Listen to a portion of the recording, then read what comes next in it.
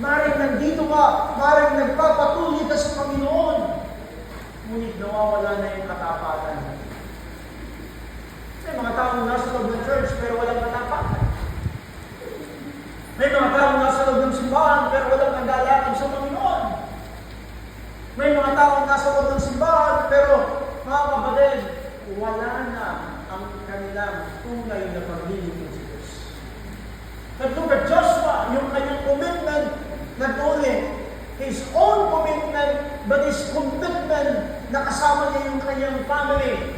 Joshua chapter 24, verse number 14. Alam natin yung versikulong ito. Sabi ni Joshua, "But as for me and my house, and we will serve the Lord."